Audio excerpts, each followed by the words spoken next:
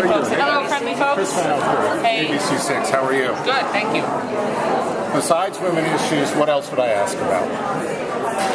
Oh, I can't imagine. I have no idea what you're about to ask me. Why? What's appealing about Columbus? You've been here. Well, we have an incredibly exciting, diverse array of cities that have submitted a bid to host the convention, the Democratic National Convention in 2016. Very excited about that, and our technical advisory committee just heard from all of those cities last Monday. They gave amazing presentations, and now we've decided to have our technical advisory committee go out to all 6 cities to do site visits.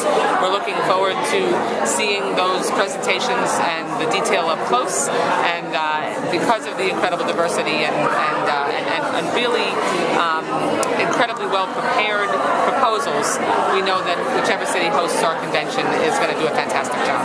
Can Columbus compete with the likes of New York?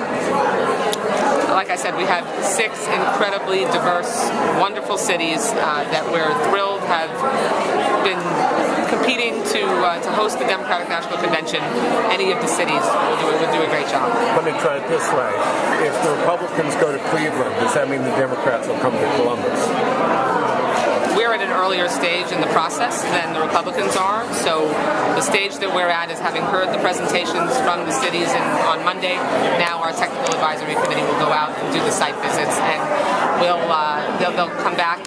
That'll be done July through early September, and I'll be making a decision on the host city later this year or early next year. How much?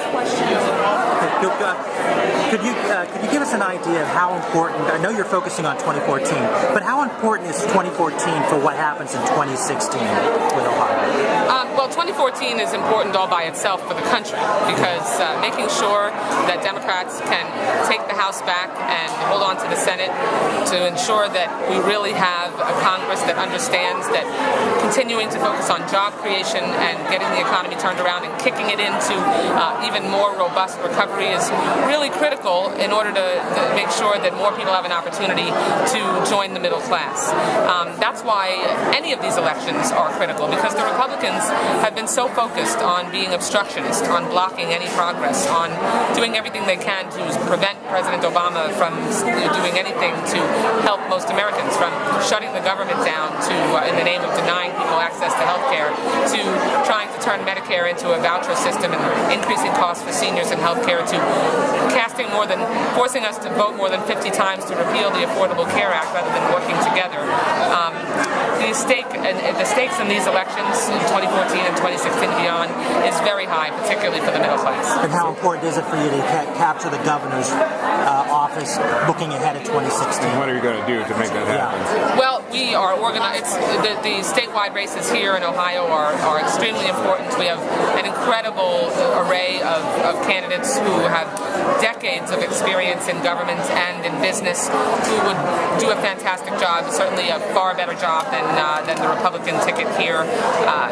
It's the difference between Republicans who have been hell-bent on throwing obstacles in the path of voters, in the path of women, in the path of people who simply want to make a better life for themselves, and Democrats who want to invest and create more opportunities so that more people have an opportunity to succeed, not fewer. Well, what is the DNC going to do to help elect those people? Can you give us a couple of examples of how Republicans have blocked opportunities for women and how women cannot get fair pay? Absolutely. Just 2 examples. I mean, here in the state of Ohio, Governor Kasich has championed defunding Planned Parenthood.